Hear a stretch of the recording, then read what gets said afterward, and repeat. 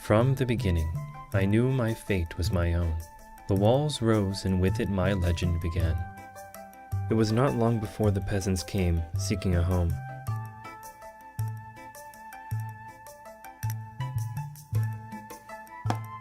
The peasants were not discouraged by my denial. They built huts on the outside of the walls, increasing the population.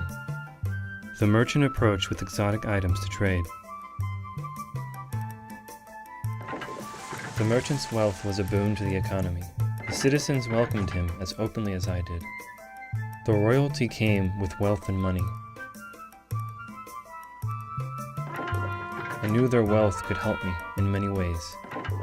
Word reached far and wide of the wealth I had amassed.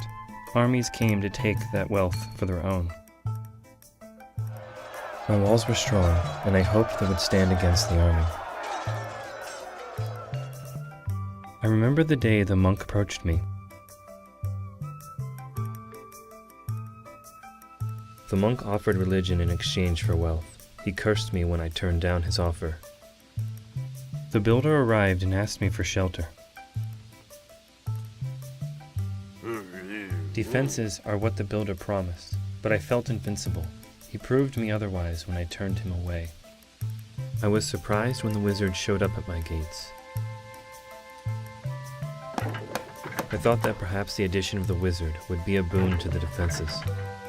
My populations rose to sizes that turned the eye of many foreign diplomats. The diplomats wanted what was not theirs and threatened to take it. When I opened my gate to the diplomat, he greedily took control of my wealth. Although I had their best interests at heart, my citizens were unhappy with many of my choices. They rioted, and soon my walls tumbled to ruin. I thought that allowing the peasants in my walls would degrade my city. Instead, it led to my citizens' misery and my downfall.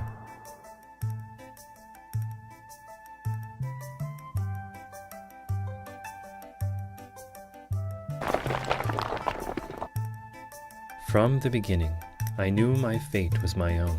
The walls rose, and with it my legend began. I remember the day the monk approached me.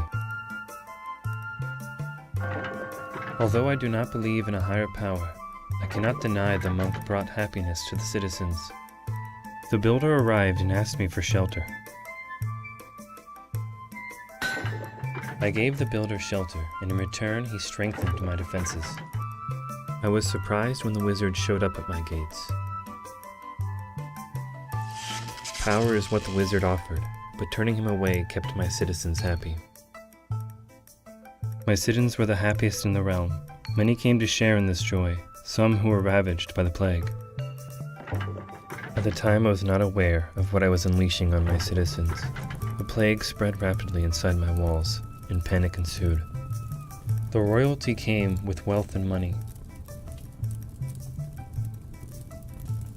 Wealth and money could buy me many things, but it would not buy my people happiness. The merchant approached with exotic items to trade. Without a merchant, my people lacked many of the things they needed. Some citizens left for other cities, causing my population to dwindle. It was not long before the peasants came, seeking a home. The peasants flocked in groves, bolstering the population to an amazing size. My defenses became legendary. It was not long before challengers came to test their mettle against my walls.